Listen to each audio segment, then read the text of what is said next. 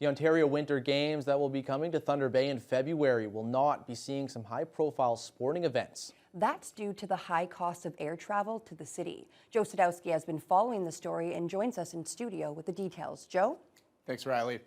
With the games only weeks away, alpine skiing, wheelchair curling, as well as others have all opted out of the games, leaving hundreds of athletes from around the province on the sideline in what organizers are calling a financial risk that's not worth taking. $1.5 million wasn't enough to ensure all athletes could make the trip to Thunder Bay for a premier winter sporting event. To be hosting an event where people from Ontario can't get here, that drives me crazy. Downhill and freestyle skiing are just a few of the major sports that will not be participating in the Ontario Winter Games in February. This comes due to the lack of commercial flights, including the high cost of air travel that is ultimately affecting Southern Ontario athletes' willingness to make the trip.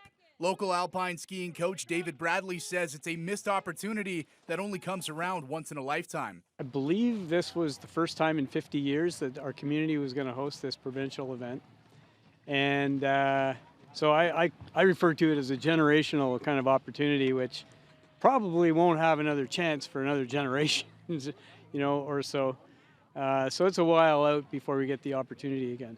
With downhill skiing out of the event, that cuts the total number of athletes down by hundreds, not to mention wheelchair curling being cut as well. Gino Sonigo, a local wheelchair curler who has competed at the national level, says this will have a major impact on the revenue the games will bring into the city. For the host committee, they were probably counting, or the city, they were counting on all those people coming to Thunder Bay and those venues being open and maybe some tourism dollars coming to it.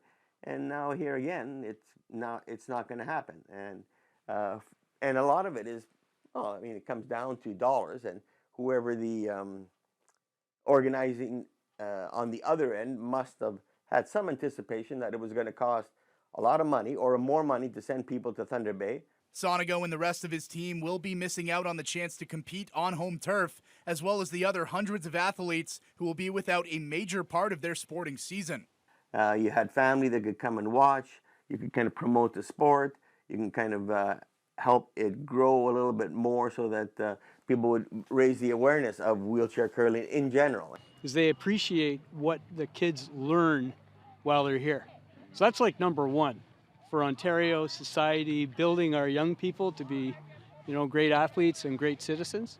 The City of Thunder Bay has declined to comment at this time and say they will provide a full update for the upcoming games early in the new year.